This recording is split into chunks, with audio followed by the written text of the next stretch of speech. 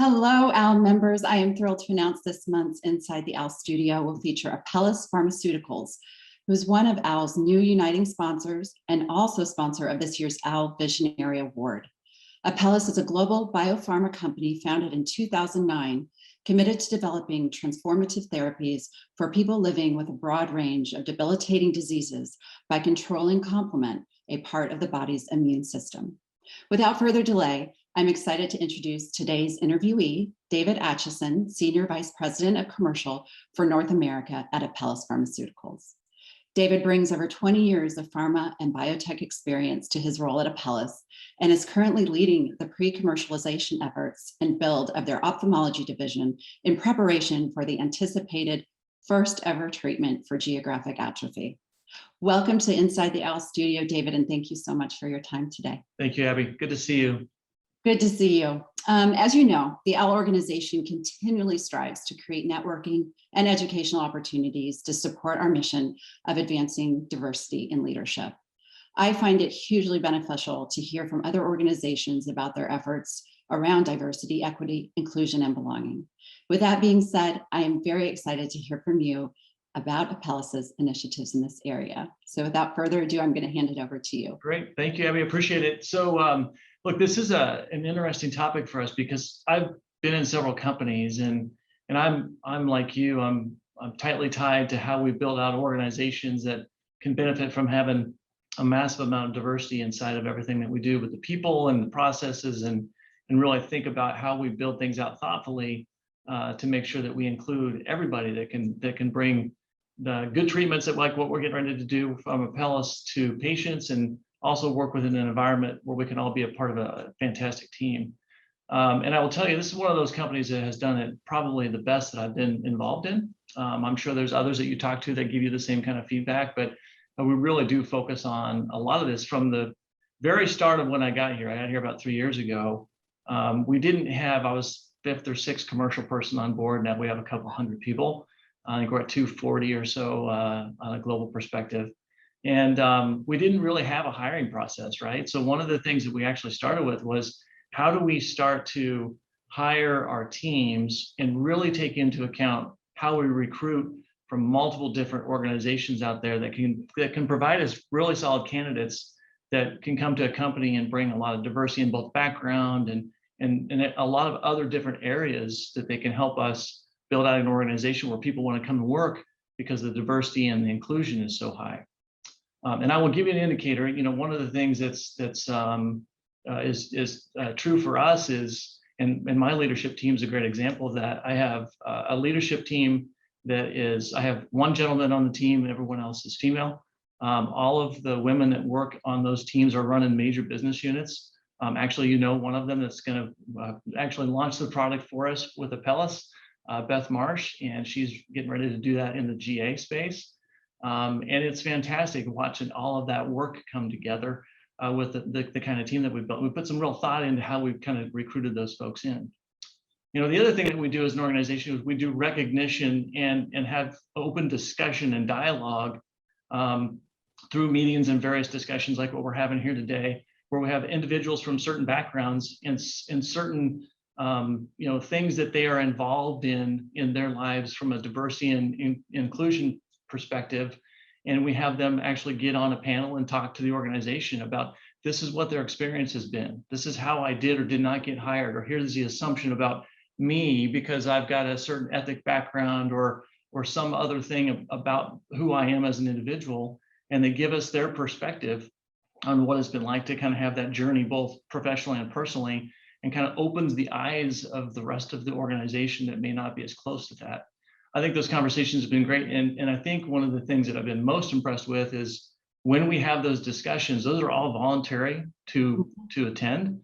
And we'll have out of our 750 people in the company, 200 to 300 people watching it and having a conversation and openly asking questions about, okay, how's this work here? How does Apellis, how's it different than maybe you worked in other organizations that actually recognized the diversity and the backgrounds that you come from? And I think it's highly engaged by the organization because we've done a good and thoughtful job about that. which I think has been fantastic. And so we do those quite often. And then the other thing that as we've built out the organization, and I can tell you from a commercial perspective specifically, we've really tried to reach out to other organizations to say, how have you worked to recruit a diverse group of people to come in and actually help us build the company? Being new, we've got lots of ideas. We don't always have all the resources. And sometimes it's simple as just having some ideas on how to actually reach into other organizations, so that we know how to get attention to really good people that would like to come to work for a company like Apellis. So it's been I think we've done a pretty good job. It's definitely high on the radar screen, and we're going through some DE&I type of workshopping now that I think will be very beneficial as an organization moving forward. And that's just started. I think we ran our first workshop last week. And we've been in some interviews and various work to get us to think and really work through this more as an organization as we continue to grow. Yeah, I love the fact that you're having these internal dialogues and being inclusive and welcoming to everyone, and actually listening to comments, suggestions, their feedback, their personal journeys, etc. But I really like too the fact that you are talking about how do we recruit. You're reaching out to other organizations, probably getting some benchmarks. Yeah, that's the whole point of Inside the Owl Studio is to. I'm hopeful that other organizations are listening to you today and getting some tips. They might think that they're doing everything perfectly, but I do think there's always room for improvement. And I think the continuity too of these initiatives and keeping them going is really important, particularly post 2020, 2021. Yeah, I totally agree. Yeah, I totally agree. And I think that's probably when us as an organization, along with probably many others, really kind of woke up to this is something we have to pay better attention to. You kind of have to nurture it and have it be a part of your culture, because if you don't pay attention to that, the culture around including the right discussions and the right backgrounds and diversity in people, it kind of starts to take on a life of its own. And I think it's important, and I think we've done a pretty good job. And this has actually started at the top with our CEO, and I think we've done a pretty good job since then, really making it important. And it's funny too, because most companies, and I've said this about our organization in a couple settings, most organizations at this stage of the game, we're a startup company, we're not profitable, we've launched one product, we've got a massive launch coming up, we're trying to build an organization while we're trying to get ready for a launch, and yet we're still taking the time and putting the effort in to make sure that we manage the processes and the diversity and inclusion part of this at a high level, so that we can get it right, both short-term and long-term. And I commend our leadership for doing that. I think it's been super important, and I think it's going to have a long-term impact that's going to be very positive for us. Yeah, I agree, and I like that view. Some things are short-term, but you really want to take that long-term view. I mean, just from an organizational perspective, the innovation that diversity and inclusion brings to the table, not only for the individuals working there at Apellis, but for your overall business goals and objectives, it's incredible. So it's really wonderful to hear this. Unless you have anything to add, I think I'm going to go right into our 4 or 5 questions. I think I'm good. Let's do the questions. Awesome. David, what is your favorite word in eye care? So I'm going to give you, Abby, not necessarily just a favorite word, but one of the things I think is probably the most useful tools is the Amsler grid, right? So I love it. It's like the simplest tool, but it's very useful. I know you're laughing, maybe this is good or maybe it's not, but when it's one of those things that my father has GA, and it's one of those things that it's the simplest tool, but it's so easy for a patient to have, right? So it's in our patient tools. It's one of those things that we're given to offices for their patients. And I think it's so simple, but can be so helpful for patients to help diagnose and manage things that they can talk to their physicians about. 100%. And I was laughing because I just love originality and something I haven't seen. So that was awesome. On the flip side of that, what is your least favorite word in eye care? So, and this comes up in the disease state that we're treating for GA, right? But endophthalmitis is just one, it's a hard to pronounce word. Yes. But then when you really know what it is, it's like, oh, you really don't ever want to have that. No. Because it could be very bad in multiple different ways. And so that's the one that comes up a lot that I'm like, oh, just, and the word just sounds bad. So It really does. it really does. And you try to explain it to somebody like it's an infection in the eye. And they're like, well, that can't be bad. No, it's actually pretty bad. Yeah. You don't want it. Yeah. What profession or role would you like to try other than the one you have now? Yeah, so I've always wanted to do something where I could be in a position, either in a foundation or doing something with a group of people that was for a cause, not that I don't feel like that, working in the industry that I'm in, but for a cause where I was able to give a lot back to folks, either in an organization or a group of people that have helped me along the way. So, and take a leadership role and be able to do some things that are really cool there. But maybe someday when I get the chance to retire and do that work would be what I would do. That's wonderful. Well, you're indirectly helping the OWL organization. Well, thank you.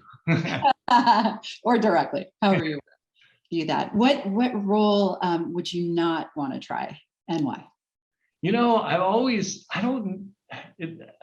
saw that on the questions, Abby, I wasn't quite sure how to answer that one, because I've always been pretty flexible in my career or in other things that I've done. I'm still at that point where I want to learn and do a lot of things that really matter to people. I will tell you, I would make a horrible scientist. I'm not as detail oriented in that kind of work. It's not the stuff that kind of gets me excited in the morning to go out and to do the things that our really smart scientific team figures out. That's how we have the product that we have. But I don't have the attention span for it, and it's so detail oriented. I'm more of a people person. So I think, doing that kind of work just wouldn't be for me. Yeah, I'm with you on that for sure. And then the last question, I think you might have answered this, is if you could do any one thing to contribute to diverse leadership in eye care, what would it be? Yeah, so look, I think there are other things that I think we can do, but me specifically, one of the things I've encouraged, and I think I can probably do more about this is, we've got a very busy organization right now, but I think that I can actually spend more time with my folks saying, what else are we doing to get yourself involved in an organization outside of what we're doing at work, so that we can be involved in the community and be a part of what's happening with the diversion or the diversity and inclusion, and find a place to have impact, right? Me included, by the way. So, life gets busy and you forget about that. And we've got some folks that do that stuff, and they're very impactful. I think they find it awfully rewarding, and I think they get a chance to have impact on other people's lives. And I would encourage that a lot more. And a lot of times when you do growth and development plans for people in the business world, you don't think about, well, what is it that you can learn over here completely outside of some objective that would be growth and development internally? How do you do something externally? And that's one of the things going into the next year that I'm going to continue to focus on a little bit more. That's awesome. Now, moving on to the surprise question. If you had just one meal left to eat in your life, what would it be?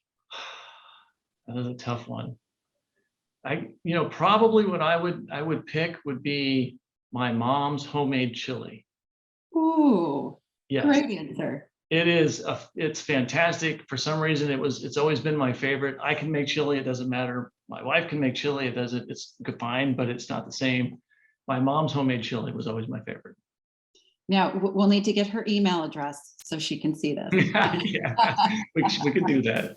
Yeah. All right. Well, David, that wraps it up for Inside the OWL Studio today. I so appreciate your time, and OWL appreciates the wonderful support Apellis has given us. It's invaluable, and thank you so much. Yeah. Thanks for the partnership, Abby. Appreciate it.